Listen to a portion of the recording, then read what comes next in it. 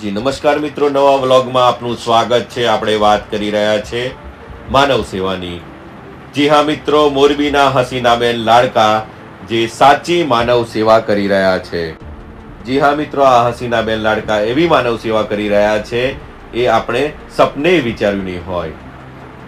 એવી માનવ સેવા કે મોરબીમાં કોઈ પણ બિનવારસી લાશ હોય, કોઈ પણ માતાએ અધૂરા ગર્ભે ત્યજી દીધેલું બાળક હોય, કોઈ પણ ડિકમ્પોઝ લાશ હોય, તેની અંતિમ વિધિ જાતિ પ્રમાણે, એટલે કે કોઈ પણ હિન્દુમાં મરી ગયેલું વ્યક્તિ હોય કે મુસ્લિમમાં મરી ગયેલું હોય, કોઈ પણ જાતિ ધર્મમાં હોય, એ પોતાની હિન્દુમાં હોય તો એની અંતિમ વિધિ અગ્નિ સંસ્કાર સાથે કરતા હોય છે, મુસ્લિમ હોય તો તેની દફન વિધિ કરતા હોય છે। એટલે કોઈ પણ જાતિ પ્રમાણે આ બેન પોતાની સેવા આપી રહ્યા છે।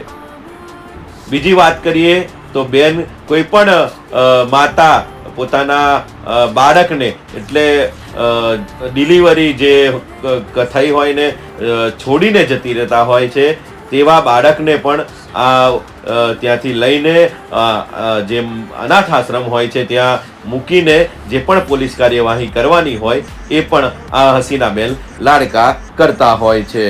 તો મિત્રો, આ તમે વિડીયોમાં જોઈ રહ્યા છો એ છે બિનવારસી લાશ। એને આપ જોઈ રહ્યા છો કે આ બેન કેવી રીતે એને હેન્ડલ કરે છે ને એની જે અંતિમ વિધિ છે એ પણ કરવા જઈ રહ્યા છે। આપ જોઈ રહ્યા છો જે પણ ધર્મ હોય એ પ્રમાણે આ બેન અંતિમ વિધિ કરતા હોય છે।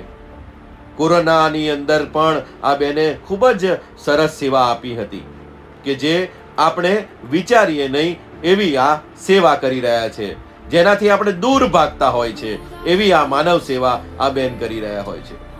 જ્યારે પણ માતા, કોઈ પણ માતા પોતાનું ગર્ભ અધૂરા મહિને છોડીને જતી રહે છે, કોઈ પણ ઉકરડામાં નાખીને જતી રહે છે, ત્યારે આ બેન એ ગર્ભને ઉઠાવીને તેની અંતિમ વિધિ પણ આ બેન કરતા હોય છે।